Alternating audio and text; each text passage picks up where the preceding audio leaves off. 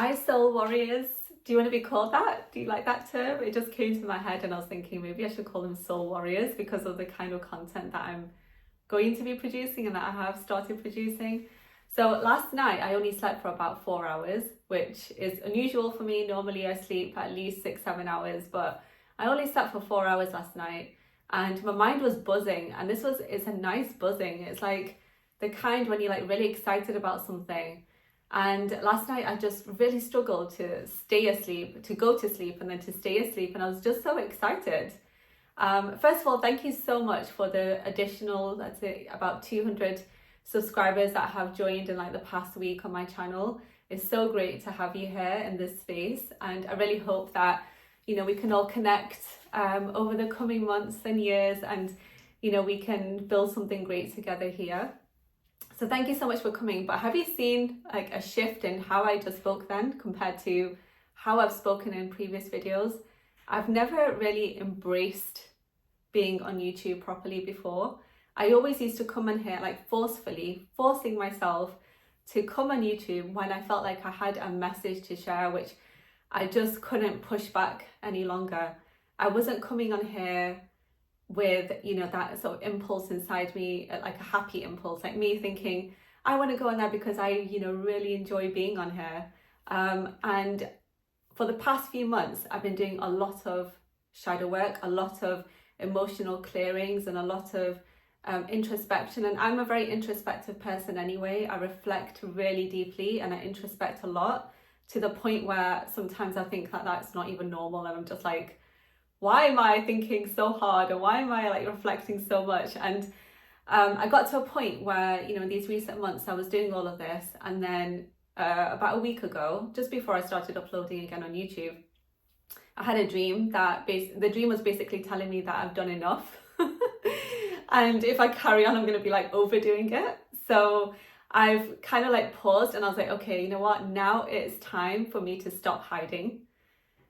If you're that kind of person like me, where you're sort of comfortable being in the shadows and being in the background, not really being in the spotlight. I mean, a lot of you will probably find it really hard to believe that I'm actually like naturally I'm a really shy person. Like I was so shy growing up, like painfully shy, that whenever I used to go out with my family, my dad used to complain because I'd always tug at his sleeve, like hide behind him and like pull his sleeve, because I used to find it comforting to hold his arm. And so when we'd go out, and I was about 12, 13 max, I think. I don't think I continued doing this well into my teens, but I was like, like older than I should have been. I was like 12, 13 when I was still doing this. I was still hiding behind my dad. And he was like, why do you do that? I was, why are you so unconfident? And why don't you, And then I just realized that this thing has stuck with me all throughout my adulthood. Even though I did push myself out of my comfort zone and I did push myself to get into a position where, I'm interacting with people and I'm getting comfortable being in front of people, but I've always struggled with being in the spotlight. And actually, I don't know if I mentioned this in any other videos, but I almost never did my masters for one reason, and that was because I didn't want to do the presentation part, because they told me that at the end of this, like they were telling me about the program, and at the end, you have to go through this assessment where you have to give a presentation in front of a big audience of academics, and that scared the life out of me. And I was just like, I can't do it. I don't know if I should do it, because that part was like too scary for me. And then even when I got to university, I was already at university, but even after that, when I got into the next degree course and, I started to get awards, and I was like, my legs were shaking when I had to go on the stage to receive awards. So I've always had somewhere in the background, even though I worked through it on the surface, like I pushed myself out of my comfort zone and I made myself visible where I had to. It was always like I was driven by a purpose to do those things. It wasn't like coming naturally to me to be in front of the camera or to be on a stage or to do the things that I did. And even though sometimes I would feel comfortable with it, it was normally when there were other people with me. So like if I was sharing the space with other people, if I was on a stage with others where like the spotlight isn't just on me alone, I was comfortable with it. I was okay with that. I didn't have any problem with that. I've never struggled with that. But the moment that I have to do something solo in front of an audience, it really scared me so much. And I don't think I realized just how much that was affecting me. So I kept thinking that, and I even made a video about why I stopped making YouTube videos. And in that video, I'm talking about, oh, this happened and that happened. And, you know, this life event came in and like all these things happened. And actually, no, like now I do have had some time to do further reflection.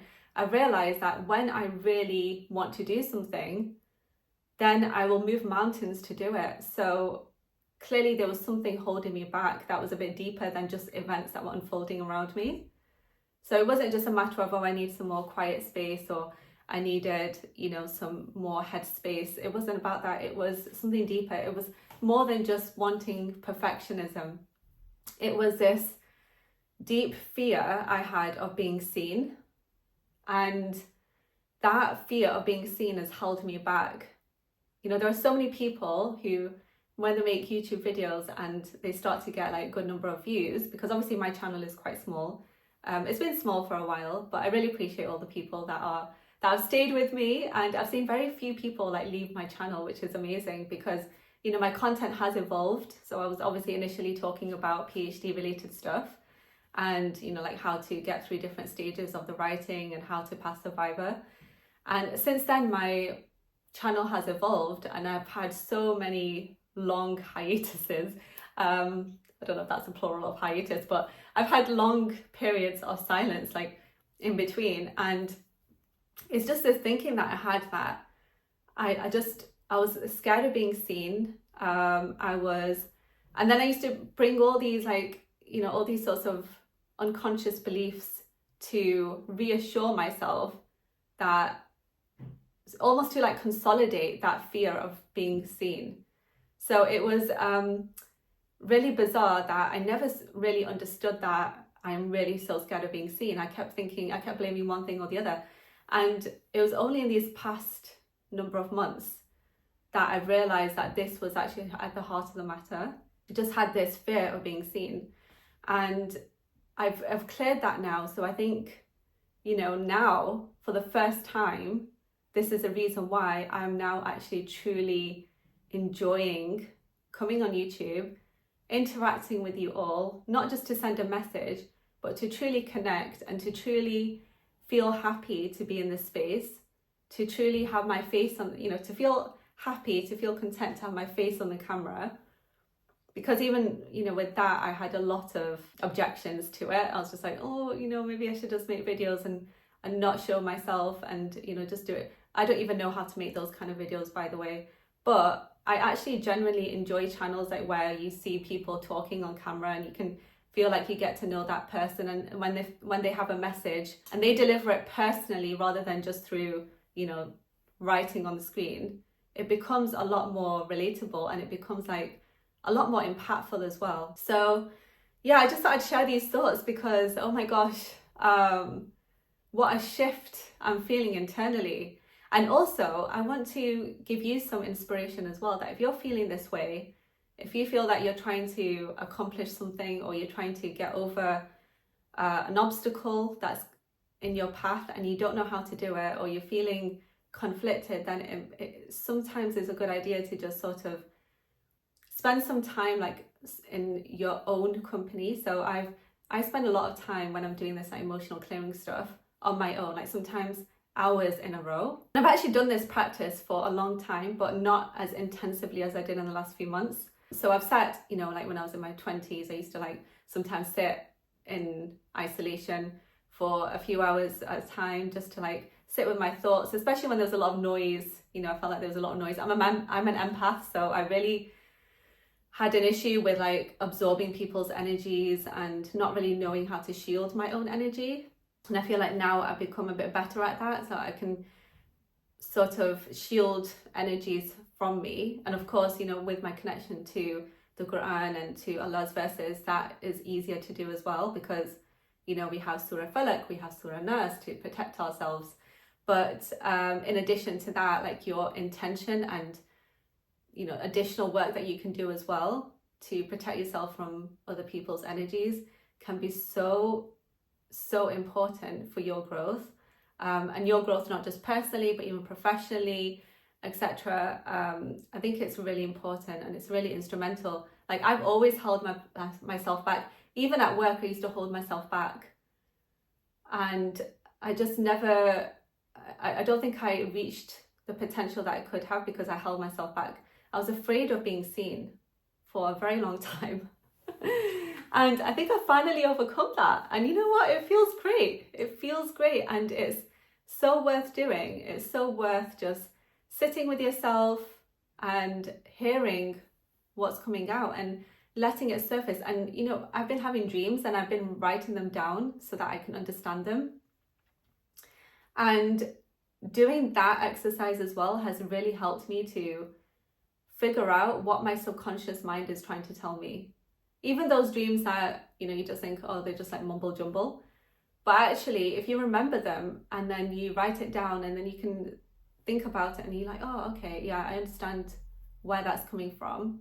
Or even just like even speaking to ChatGPT about it. I know this sounds really bad advice, but even just putting that dream into ChatGPT can really help you to like decipher it. I found that really helpful as well. And then you can also, you know, use other websites and others like Islamic dream interpretation websites and things like that. But I just find them to be not so accurate. Like I don't usually resonate with what comes up on those things when it's like generic advice for everybody. But yeah, just like for me, introspecting, spending time on my own and really like centering myself and allowing those thoughts to surface, those feelings to surface, and then doing the emotional clearings as well. And I do have methods to do that, like that are different to what I've just talked about. So I can do a video on that. But doing that sort of clearing work has really helped me to grow, to like shift in my energy and to feel that I'm now in a space where I don't need to be perfect. I don't need to be, I don't need to be putting perfect content out there. It doesn't need to be jazzy or doesn't need to be, you know, this or that way. I'm happy to just show up as I'm showing up right now because I know that I still have something to offer that can be helpful and that people need to hear. So I hope this inspires you. If you want to do something, if you want to, you know, make content, just take that first step. Your first step might not be emotional clearing. Maybe you don't need to do that. Maybe you've got another obstacle there, but just make the step towards it. Like do the research or, about how to get into it or, start talking to people who are doing it. Like this is another thing that I found, like Allah has brought me back here so many times that I've come back here, but this is the first time that I actually feel generally excited and happy, and I just feel like good things are coming. Good things are coming for all of us, inshallah. I just feel it. I feel it in my bones. So yeah, I hope that this gives you some inspiration. You know, me talking about my personal experiences and opening up the way that I do in these videos and opening up topics like that are otherwise taboo. It's not that easy to do. It's kind of hard to do. It's easier to make other kinds of content, which I could do if I could do more of like other kinds of content. Like, yeah, there's lots of other ideas out there. I'm not going to talk about them because I don't want to like make it seem like I'm throwing shade. But I don't do that. I'm trying to do the hard stuff first because I feel like these messages are important, and you just never know how it could help somebody and how it could change someone's life. Also, shout out to Lam. This outfit that I'm wearing, I ordered it from Lam. Actually, no, I didn't. My mum did, but I chose it. But they have such beautiful clothes. It's a store in Pakistan. Look, even the bottom of the dress is like this. It's just so nice. I've not worn Asian clothes for a long time. And and I just thought, lately that I should wear them. And then my mum was shopping, and then she just, she's like, do you want anything? So I said, okay, I'll have a look. And I did, and like the few outfits that we bought from there are so pretty. It's called Lam if you want to look into it. I don't get any sponsorship or anything. I just generally like their clothes. LAAM. And yes, what was I saying? Sorry, I'm like bouncing around. I do this a lot. I get so many ideas in my head and like so many thoughts all the time. I don't know what that postgraduate brain has, what that education has done to my head, but I have so many thoughts and ideas all the time. So that's why I kind of bounce around. But yeah, what was I saying? I was talking about how my journey keeps leading me back here. Yes, it does. It really does. Just, when you look back and you see all these synchronicities line up, you're like, wow, yeah, this happened because of this reason, that happened because of that reason. Like I had to travel, then I had to meet certain people. Those people had to then say something that triggered me to heal or to look at something in a different way, in like a very significant way. And then I had to come back on track. Like just recently, I think I said that one of my friends nudged me out of the self-imposed isolation that I was in. And it really helped because look, now I'm back on YouTube. But anyway, I have a poem that I want to share. You were not born to fold your wings, each feather forged in sacred things, in silent prayers, in dreams unspoken, and every time your heart was broken, you learned to shrink, to play it small, to bow your head, deny the call. But dimming light won't ease the fear, it only makes the shadows near. Who taught you that your voice was loud, that shining made the others proud? You're not too much, you're just enough, you've always had the strongest stuff. The world has lied that to be kind, you must erase your brilliant mind. But truth is, when you stand tall, you help the ones who fear to fall. So let them see you, raw and bright, a lighthouse flaring through the night. Not every eye will understand, but someone's reaching for your hand. Rise now, speak, create, begin. The life you're meant for waits within. Sorry, I don't know why I said that line like that. The life you're meant for waits within. You weren't made to disappear. You were born to shift the atmosphere. So I hope you like that poem. And just remember that you are enough. You're not too much. Keep shining bright. And thank you so much for being a part of my journey. And inshallah, I'll see you in the next video. Oh, my mom always tells me that I never say subscribe, etc. I do sometimes, but maybe I don't often enough. Like once in a blue moon I do. So if you do like my videos, please subscribe. Please like and share so that other people can see my content as well and can hopefully benefit from it. And I'll see you in the next video.